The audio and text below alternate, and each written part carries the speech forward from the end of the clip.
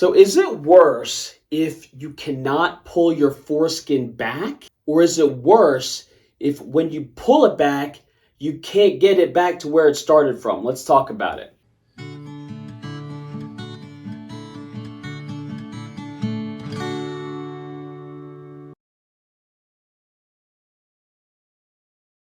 Hey guys, Dr. Segel here. So the question is, oh my gosh, I cannot pull my foreskin back. Okay, so let's talk about, the details of it. Let's talk about dangerous situations with it.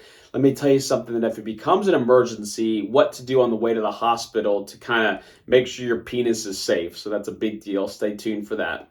So let's first talk about what this is. So if in guys that haven't been circumcised, let's draw some foreskin in here, okay? Let's just draw it like that and like that around the penis. Okay. If they can't pull the foreskin back, this is called a phimosis. Okay. Phimosis. Okay. And I would really categorize the two types of phimosis as physiologic. So that's a normal thing. So in children that aren't circumcised, they have an abundance of foreskin. They can't always pull it back.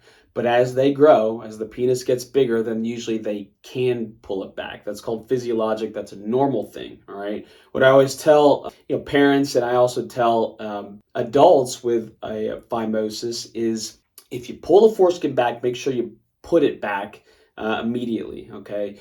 Because you don't want it to get stuck, and we'll talk about that later. And then there's pathologic phimosis.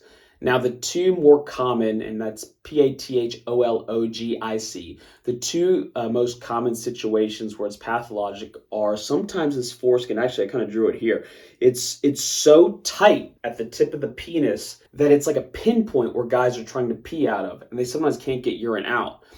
Classic thing that we'll see is if it's a really, really tight phimosis, that when somebody tries to pee, they'll get this ballooning of their foreskin, and that's a problem because it can actually cause an obstruction of the flow of urine from the bladder to the outside world. And usually we treat that with a circumcision. It's pretty straightforward what we do for something like that. The other thing is there's an entity called balanitis xerotica obliterans, BXO. Okay, that's an inflammatory condition of the foreskin.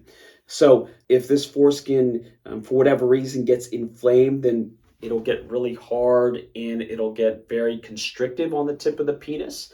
And in that situation, we treat that with steroid cream and then consider circumcision if the patient wants it or if the steroid cream doesn't work. Okay, so that's the difference between kind of a natural or physiologic phimosis and then a pathologic or an abnormal phimosis. Okay, now I want to talk about a paraphimosis. This is an emergency, okay? So when a guy, let's say he pulls his foreskin back here, okay, pulls it back here, he's trying to clean it or whatever, he pulls it back, and then he can't get it back to where it belongs in the first place. That's a big, big problem because what can happen is that the blood supply to the penis can get cut off and it can actually cause the penis to die, that tissue to die. It's something called necrosis. So that is an absolute emergency, okay?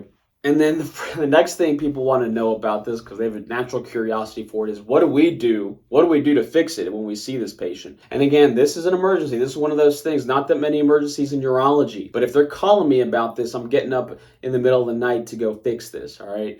Usually, there's a lot of fluid in this foreskin, and that's what's preventing the foreskin from being able to get put back into its anatomic or normal position. So we'll squeeze that fluid out, and we can usually just dunk the penis kind of back in and pull the foreskin out, okay? And this brings me to my next point. If you think that you have a paraphimosis, this is what you can do on the way to the hospital, all right? You want to start squeezing that fluid out, okay? So oftentimes, the reason why guys get a paraphimosis is they pull the foreskin back, that foreskin gets so swollen that they can't put it back to where it belongs, and then it's stuck. And now it's starting to cut off the blood supply to the tip of the penis, okay? So if somebody can just put gentle pressure on that swollen foreskin that's stuck behind the head of the penis, then that pressure will make it so that we can reduce or put that foreskin back where it belongs. So guys are always wondering, what can I do on the way to the hospital if I'm in this situation? Put some gentle pressure on there. You may be able to get the foreskin back where it belongs, number one.